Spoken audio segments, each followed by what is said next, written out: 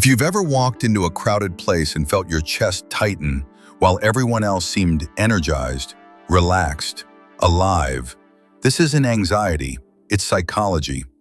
And what science has uncovered about people like you changes everything.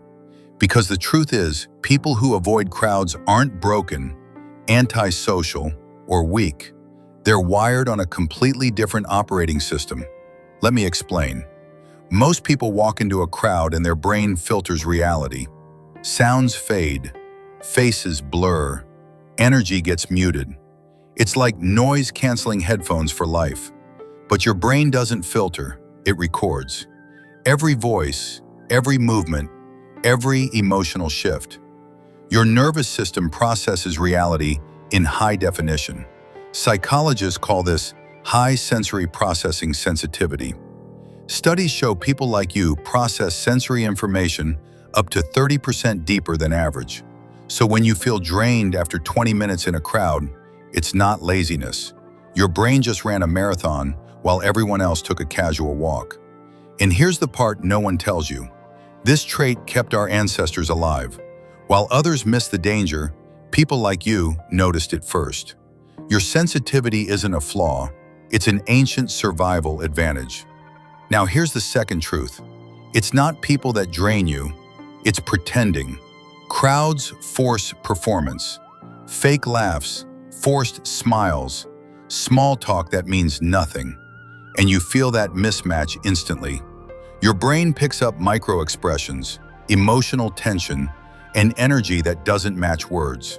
Psychologists call this social masking fatigue. That's why one deep conversation can energize you more than 10 parties ever could. Research from Oxford University found that people who avoid crowds often have higher emotional intelligence. You're not socially awkward, you're socially selective. You don't want 100 connections, you want a few real ones. Third, and this is where it gets wild, your brain chemistry is different. Extroverts run on dopamine. Crowds reward them. They feel alive in noise. You don't. Your brain relies more on acetylcholine, a chemical tied to deep thinking, creativity, and reflection.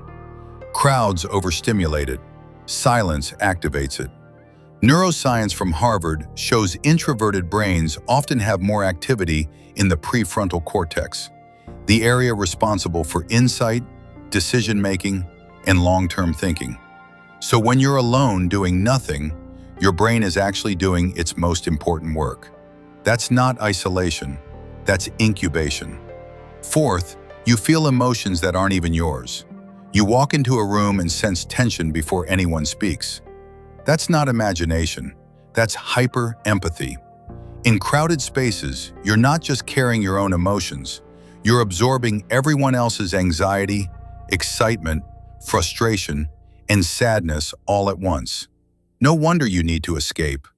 But this is also why you understand people deeply. You feel what's unspoken.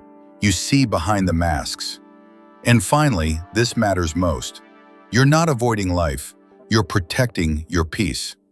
Modern culture worships noise, busyness, and constant stimulation. But you've learned something rare. Silence isn't empty. It's full of clarity, creativity, self-connection. You're not missing out on life. You're opting out of a game that was never designed for your nervous system. So when someone asks, "Why are you so quiet?" or "Why don't you come out more?" smile, because you're not disconnected from the world. You're tuned into it more deeply than most.